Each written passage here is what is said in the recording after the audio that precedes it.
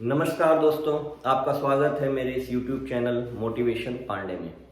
दोस्तों, जैसा कि आज नवरात्रि का 7वां दिन है, तो आज हम चर्चा करेंगे माँ दुर्गा के नवरात्रि के 7वें स्वरूप के बारे में, जिनका नाम है माँ कालरात्रि। इस कथा को पढ़ने से पहले ये जान लें कि माँ कालरात्रि का स्वरूप अंधकार के समान काला और बहुत भयावह है। फिर भी माता का ये स्वरूप फल देने वाला, शुभ फल देने वाला, इसलिए इनको शुभायनी भी या शुभायत्री भी कहते हैं।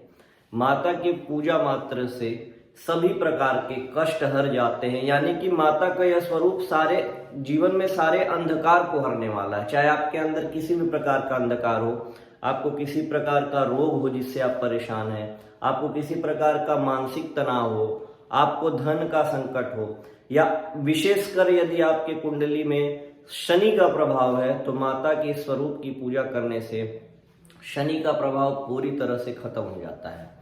माता कालरात्रि की पूजा करने के लिए एक माता कालरात्रि के लिए मंत्र है, जिसका जाप करके माता की पूजा अवश्य करें।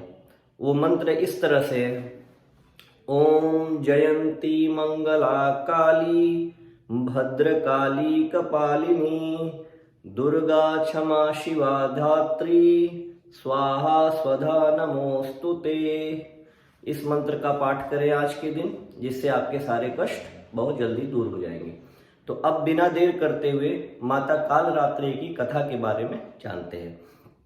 इससे पहले मेरा हमेशा की तरह आपसे रिक्वेस्ट है कि मेरे इस चैनल को जरूर सब्सक्राइब करिए, और वीडियो अच्छी लगी तो लाइक, शेयर और कमेंट जरूर करिए।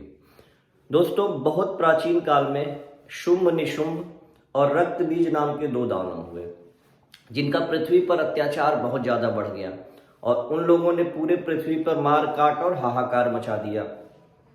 तब सारे देवता भयभीत होकर के भगवान शिव के पास गए और भगवान शिव से प्रार्थना किया कि इन राक्षसों शुंभ, निशुंभ और रक्त बीज का संहार करके इस पृथ्वी को इनसे मुक्त कराएं।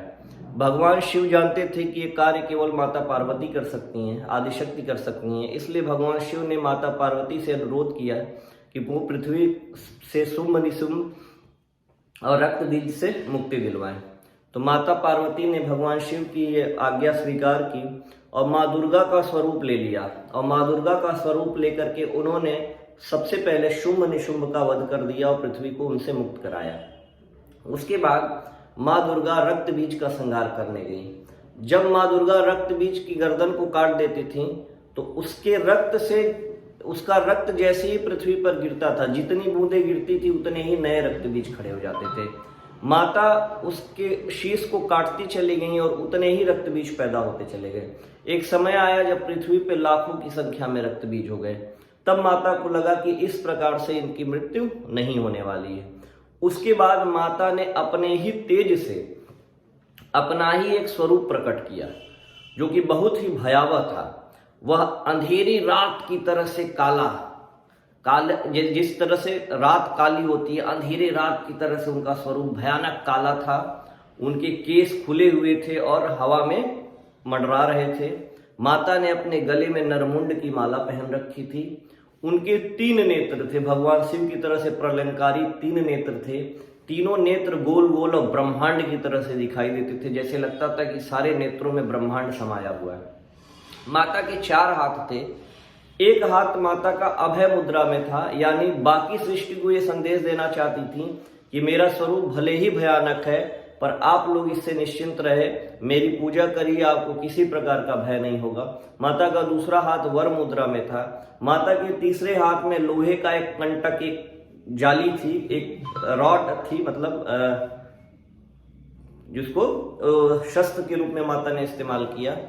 और माता के चौथे हाथ में एक खड्ग था, जिससे माता ने सोचा था कि रक्त बीज का वध करेंगे।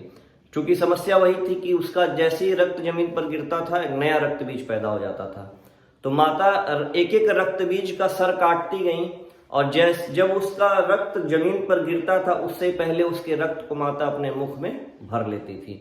और इस तरह से माता ने रक्त बीज का संहार कर दिया और पृथ्वी को मुक्ति दिलाई। और इसी वजह से माता के इस स्वरूप को, चूंकि अंधेरी रात की तरह से उनका काला स्वरूप था, माता के इस स्वरूप को कालरात्रि कहा गया। मैंने आपको बताया माता के 4 हाथ थे, माथे पर तेज, गले में मुंड की माला, ब्रह्मांड की तरह 3 आंखें, और माता गर्दभ यानी गधे पर सवार होकर के आई थी। तो माता के इस स्वरूप की पूजा करने से हर तरह से मंगल होता है, शनि के दोष से मुक्ति होती है, किसी प्रकार की भय बाधा, जीवन में अंधकार हो तो वो दूर हो जाता है।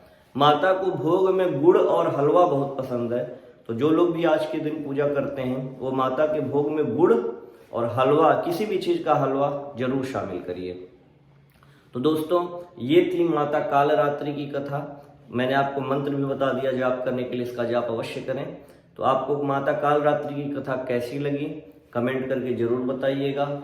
मिलते हैं कल अगले वीडियो में माता के 8वें स्वरूप की कथा में। तब तक के लिए दोस्तों, जय माँ दुर्गा, जय माता दी।